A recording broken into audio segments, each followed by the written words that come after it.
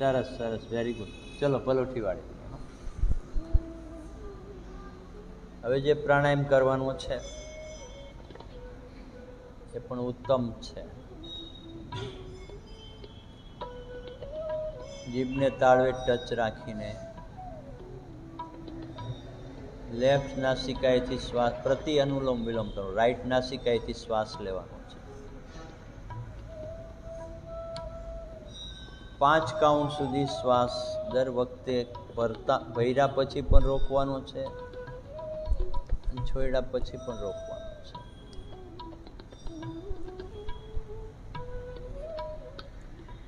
Left બંધ કરીને રાઈટેથી શ્વાસ ભરવાનો છે.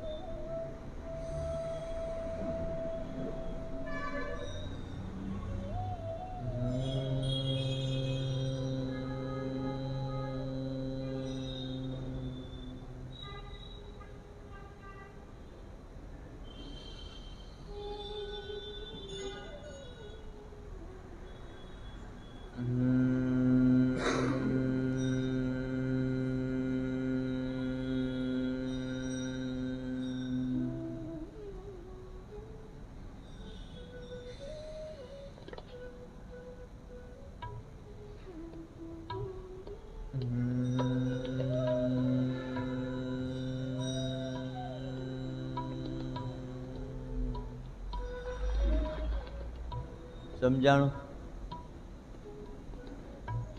અહીંથી ભર્યો ત્યારે રોક્યો, અહીંથી છોડ્યો ત્યારે રોક્યો, પાછો ભર્યો ત્યારે પાછો રોક્યો, પાછો અહીંથી છોડ્યો ત્યારે રોક્યો, અને પાછો અહીંથી ભર્યો ત્યારે ભર્યા પછી રોક્યો, પછી અહીંથી છોડ્યો, છોડ્યા પછી રોક્યો, ભર્યા પછી પણ રોકવાનો, છોડ્યા પછી પણ રોકવાનો. બરાબર? 5 કાઉન્ટ.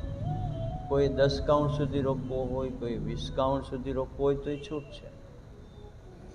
ઓછામાં ઓછા 5 કાઉન્ટ પ્રયાસ કરો. પણ જે 5 કાઉન્ટ સુધી ન રોકી શકે, 1 કે 2 કાઉન્ટ સુધી રોકે તો એ ચાલશે. આનું પ્રેશર ફેફસામાં લેવાનું છે, શરીરના અન્ય કોઈ પાર્ટ્સમાં લેવાનું નથી. Okay, start.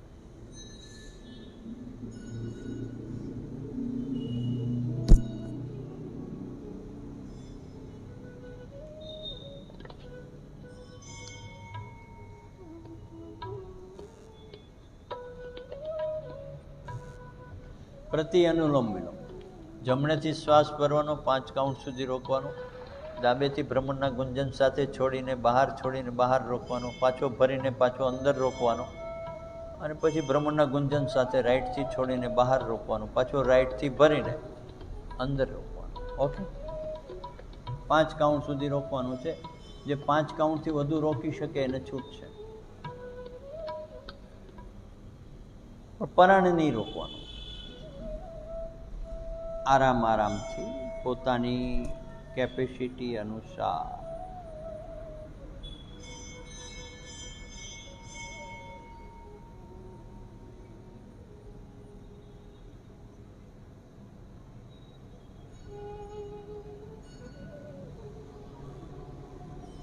પોતાની શારીરિક અને માનસિક ક્ષમતાઓને અનુકૂળ થઈને આ પ્રાણાયામ કરવાનું છે. પ્રતિ અનુલોમ વિલોમ. રાઈટથી ભરવાની શરૂઆત કરવાની.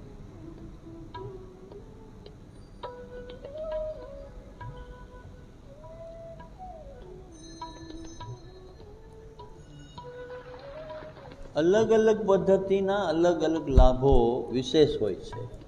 મૂળભૂત લાભ તો હોય જ છે શ્વાસનો, પણ અલગ અલગ પદ્ધતિથી લ્યો તો શરીરમાં અલગ અલગ ફાયદાઓ થાય. આનાથી તમારા શરીરના ઘણા બધા પ્રકારના દુખાવા, તમારા મગજની ઘણી બધી નબળાઈઓ દૂર થઈ જશે. તમારા શરીરની જે ત્રુટિઓ છે એ ત્રુટિઓ દૂર થઈ જશે.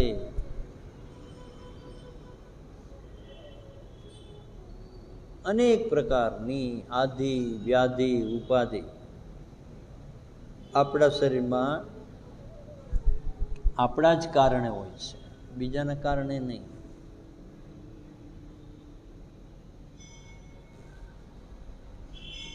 મેં અગાઉ કીધું ને કે આપણા કારણે જ આપણા જીવનમાં તકલીફો ઊભી થતી હોય છે. સીતાજીનું હરણ થવાનું કારણ સીતાજી પોતે.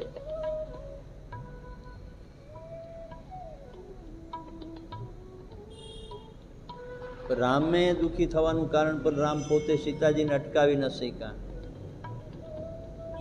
પણ એ મુશ્કેલ હોય છે, બીજાને અટકાવવા એ મુશ્કેલ હોય છે. ઘણીવાર ઘણા બધા મગજના વિચારો, ઘણી બધી લાગણીઓ કામ કરતી હોય છે કે તમે રોકી ન શકો.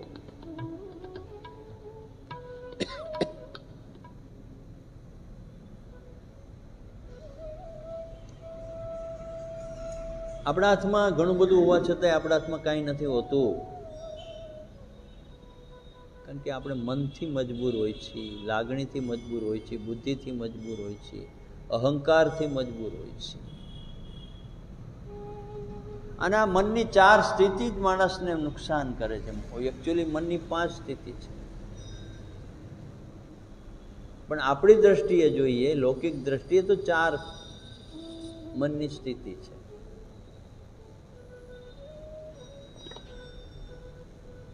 પેલા વિચારો એટલે કે મન, બીજું બુદ્ધિ, ત્રીજું લાગણી અને ચોથો અહંકાર. કોઈ પણ અહંકારી માણસ હોય ને એ દુઃખી જ હોય, કારણ કે એ અશાંત હોય. અહંકારી માણસ, કોઈ પણ લાગણીશીલ માણસ હંમેશા દુઃખી જ હોય, લાગણીના કારણે.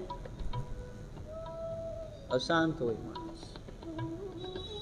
માણસ વિચારોના કારણે અશાંત હોય છે, દુઃખી હોય છે. માણસ બુદ્ધિશાળી માણસ પણ બહુ દુઃખી હોય છે, કારણ કે એને બધી ખબર પડતી હોય, સમજણ હોય.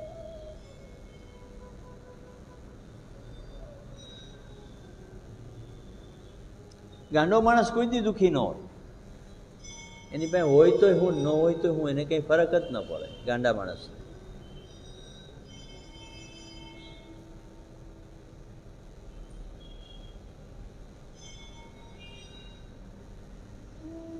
પણ ડાયા માણસને બધી તકલીફ પડે.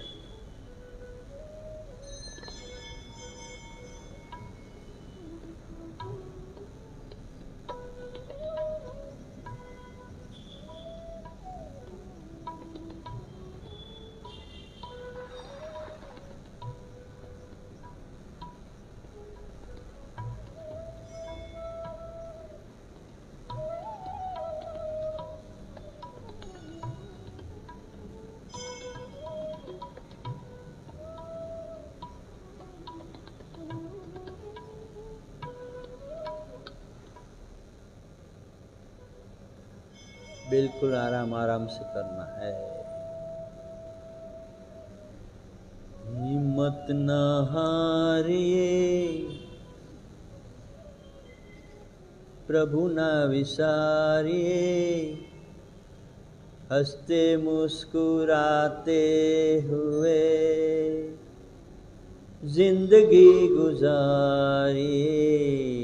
हिम्मत न हारिए, प्रभु ना विसारिए, हंसते मुस्कुराते हुए जिंदगी गुजारिए. हंसते मुस्कुराते हुए जीना जिसको आ गया, टूटे हुए दिलों को सीना जिसको आ गया. हंसते मुस्कुराते हुए दुख भी अगर पार है, पिछले पाप कर्मों का बोझा ही उठा रहे.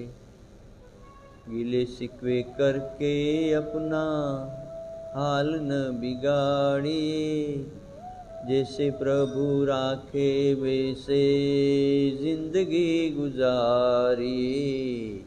हिम्मत ना हारिए, प्रभु ना विसारिए, हंसते मुस्कुराते हुए जिंदगी गुजारिए. काम ऐसा कीजिए जिसमें हो सबका भला, बातें ऐसी कीजिए जिसमें हो अमृत घुला। काम ऐसा कीजिए जिसमें हो सबका भला, बातें ऐसी कीजिए जिसमें हो अमृत घुला। તો જેમાં અમૃત ભરેલું છે એવું જીવન જીવવાનું છે. આપણા જ પાસે આ બધું છે. આપણે ક્યાંય કંઈ લેવા નથી જવું પડતું, ફક્ત એને શોધવાનું છે. અને પ્રાણવાયુ સિવાય તમે કોઈ વસ્તુથી તમે તમારા જીવનની ઉણપો શોધી નથી શકતા. અમારો પોતાનો અનુભવ છે. જ્યારે જ્યારે પણ મેં મારી ઉણપો શોધવાનો પ્રયાસ કર્યો તો મળી નથી. પણ પ્રાણવાયુના વપરાશ પછી ઉણપો ધીરે ધીરે ધીરે ધીરે સમજાતી જાય છે. અને છતાંય બધી ઉણપો દૂર નથી થઈ જતી, ધીરે ધીરે થાય છે. હજી ઘણી બધી ઉણપો છે અંદર, પણ ધીરે ધીરે એમાંથી મુક્ત થવાનો પ્રયાસ કરતો રહું છું. પ્રાણાયામ કરીશ તો મુક્ત થાય છે મને ખબર છે. એમને હું પ્રયાસ કરીશ તો નિષ્ફળ જઈશ.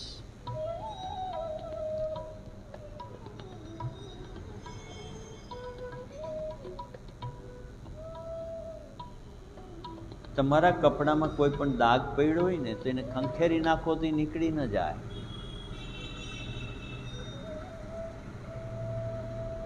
એ દાગને પાણીથી ધોવો પડે. અને અમુક દાગ એવા હોય કે જેમાં પાણી પણ કામ ન કરે, તેમાં કેમિકલ વાપરવું પડે, તઈ દાગ દૂર.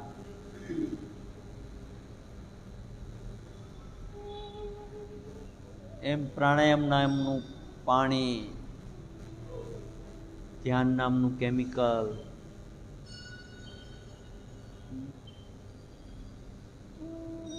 પ્રત્યાહાર નામની ઔષધિ,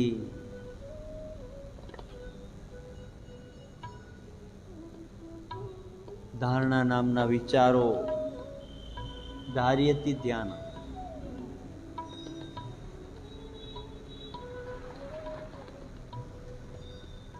અને યમ અને નિયમ, 5 પ્રકારના યમો, 5 પ્રકારના નિયમો, આ બધાય આપણી અંદરની અશુદ્ધિઓ નાશ કરવામાં સહાયક છે. પણ ક્યારે? પ્રાણાયામ કરો ત્યાં. સીધે સીધું તમે યમનું પાલન કરો, મારે હિંસા કરવી જ નથી, તોય હિંસા થઈ જાય. મારે ચોરી નથી કરવી, તોય ચોરી થઈ જાય.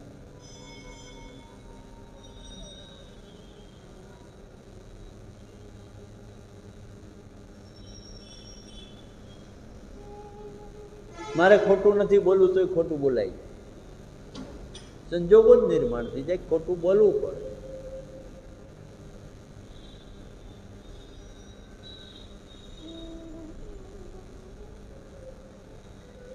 જેમ યુધિષ્ઠિરને રણ મેદાન યુદ્ધની અંદર ખોટું બોલવું પડ્યું.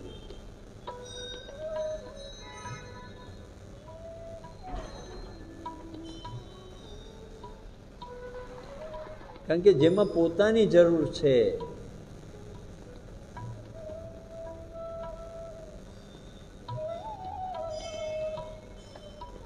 તો પોતાની ઉણપ પોતે દૂર કરવાની છે.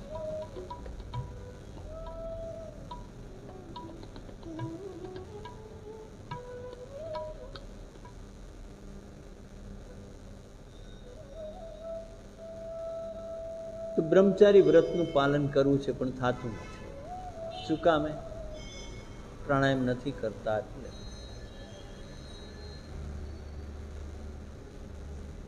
કોઈ પણ વસ્તુ અધિક ભેગી નથી કરવી, પણ છતાં અધિક ભેગી કર્યા વગર રહી નથી શકતા. શું કામે? પ્રાણાયામ નથી કરતા.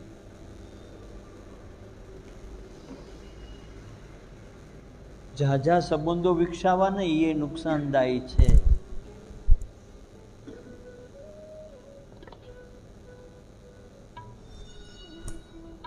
સંબંધો ઓછા વિકસાવવા ને એ નુકસાનદાયી છે.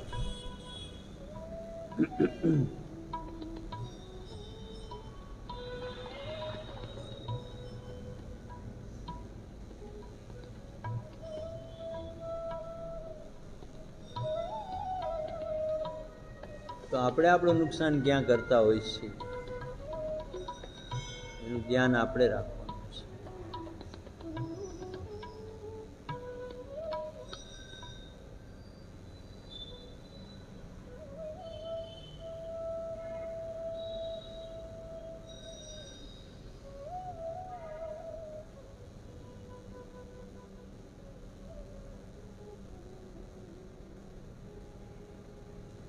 તો વિશ્રામ. બંને હાથને હથેળી ઉપર લઈને ઘસીશું, આંખો પર લગાવશું, હથેળીઓમાં આંખો ખોલીને ચહેરાને મસાજ કરતા કરતા ટકાવશું. હવે કુંભક પ્રાણાયામ કરવાનો છે. અંતર કુંભક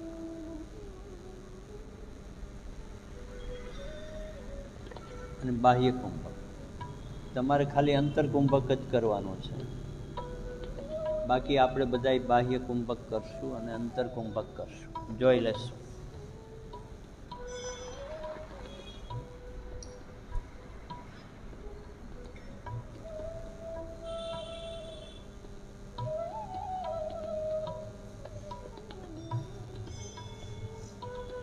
જીભને તાળવે ટચ રાખવાની, ચહેરા ઉપર મુસ્કાન, સ્માઈલ.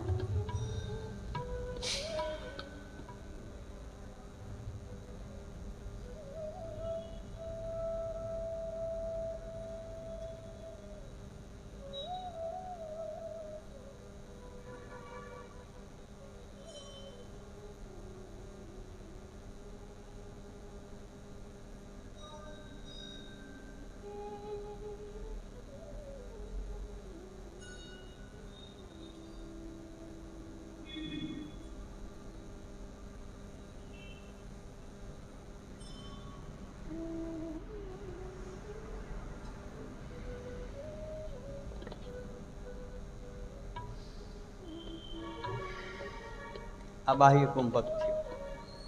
હવે અંતર કુંભક કરવાનું છે. મેક્સિમમ શ્વાસ આપણાથી રોકાય એટલું રોકવાનો. ગલોપા નથી ફૂલાવાના. જીભને તાળવે ટચ રાખીને સ્માઈલ.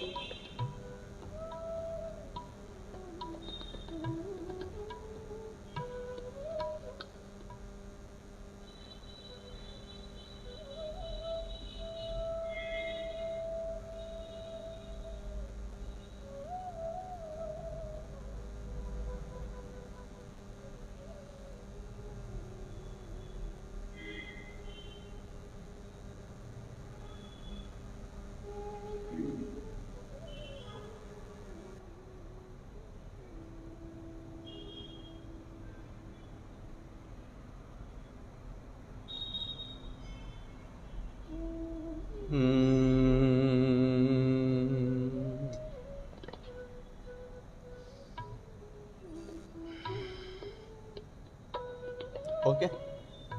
તમારાથી જેટલા કાઉન્ટ રોકાય, 5 કાઉન્ટ રોકાય, 10 કાઉન્ટ રોકાય, ફરજિયાત નથી. પોતાથી રોકાય એટલો જ રોકવાનો. છોડવાની જરૂર પડે એટલે બ્રહ્મના ગુંજન સાથે છોડીને પાછું ભરી લેવાનું. ઓકે, ચાલો સ્ટાર્ટ. આપણે બાહ્ય પ્રાણાયામથી સ્ટાર્ટ કરશું.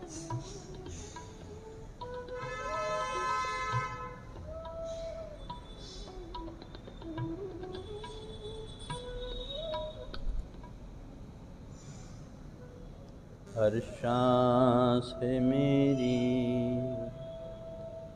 पूजा तुम्हारी, हर पल है मेरा प्रसाद तेरा, हर पुष्प पर सुगंध है तेरी, हर गीत है मेरा सुरसाद तेरा, हर सांस है मेरी पूजा तुम्हारी, हर पल है मेरा प्रसाद तेरा. એક એક શ્વાસ આપણો ઈશ્વરની પૂજા છે.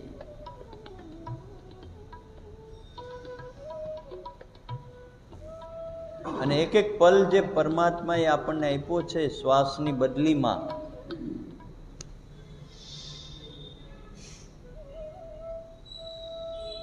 એનો પ્રસાદ છે. પરમાત્માને ધરવાનો છે તો શ્વાસ ધરવાનો છે, એવું ગીતામાં લખ્યું છે. તમે ઈશ્વરને હજી કંઈક કુછ આપવા માંગો છો. યજ્ઞની અંદર હોય છે શું? દ્રવ્ય જે હોમી છે એ ઈશ્વરને સમર્પિત કરીએ છીએ. આપણે પરમાત્માને સમર્પિત કરીએ.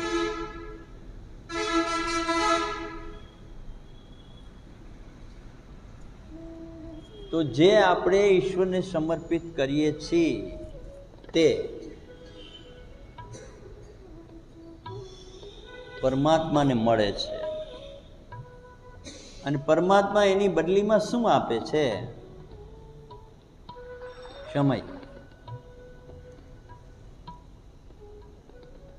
સમય શુભ પણ હોઈ શકે, અશુભ પણ હોઈ શકે. શ્વાસ કોઈ દી શુભ અશુભ હોય જ નહીં. શ્વાસ કોઈ દી અપવિત્ર થતો જ નથી.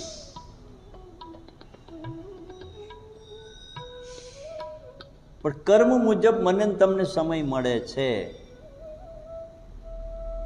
એમાં શુભ સમય પણ હોય, અશુભ સમય પણ હોય.